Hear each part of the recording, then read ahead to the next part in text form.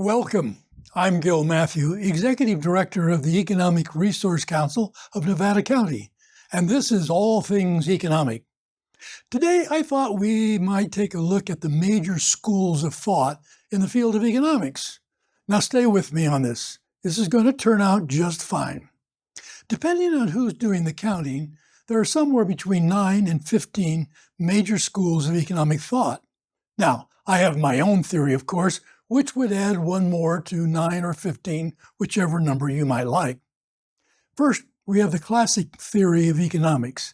This is a self-correcting market theory, sort of like children on the playground, self-correcting.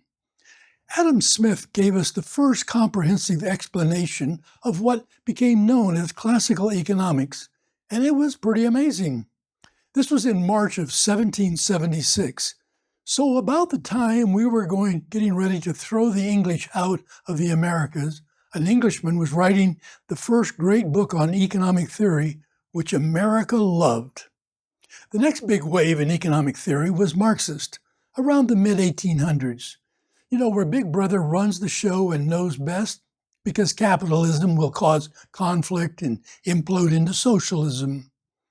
Then came neoclassical, sort of like classical, but where folks maximize utility, whatever that means. We might dig into that in the later broadcast. Late in the 1800s came the Austrian School of Economics, where free markets are driven by individual liberty. No rules, just a lot of chaos. At least that is what the critics say. And then John Maynard Keynes came up with the Keynesian economics, using active government intervention to stabilize the economy. Sort of a take on Father Knows Best. Then we have several marginal economic theories like institutional economics and monetarism. Good old Milton Friedman, just control the money supply and all will be well. But my favorite is behavioral economics. This is where economic theory meets psychology theory. So we don't know why something happens, but we're pretty sure it's crazy. Behavioral economics really came into the spotlight through the work of Richard Thaler, who showed how psychology affects economic decisions. About the same time, Freakonomics by Stefan Levitt and Stephen Dubner made economics fun by explaining the similarities between sumo wrestlers and school teachers, and explained why drug dealers still live with their mothers. Of course, we have Arthur Laffer's supply-side economic theory, where critics called it trickle-down economics. That is, the economic benefit will trickle down if it doesn't get stopped by the guy just above you. The one thing all economic theories have in common is they all have an economist, and in a collective sense, they have a quirky sense of humor to them as a group. Yep, humor. They may not see it in themselves, but it's there.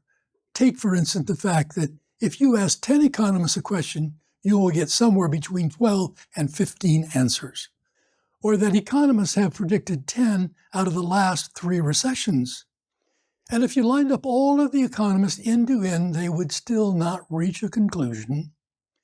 One of the great lines I often hear in news broadcasts is, experts were surprised by the jump in unemployment. Of course. And so were all the third graders in Mrs. Oliver's class surprised when their dad got laid off. Economic theory is just that, a theory. In everyday conversations, people often use theory to mean a guess or a speculation. But in science, however, a theory is much stronger.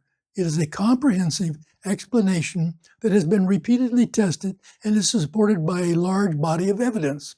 So I conclude that economic theory must fit in the everyday conversation use of the term as a guess or a speculation. Remember that an economist is a guy who will tell you tomorrow what he predicted yesterday did not happen today. I suspect more economic theories will emerge over time, and we will be right here to help you understand it. Until then, this is Gil Matthew, Executive Director of the Economic Resource Council of Nevada County, saying, be well and thrive.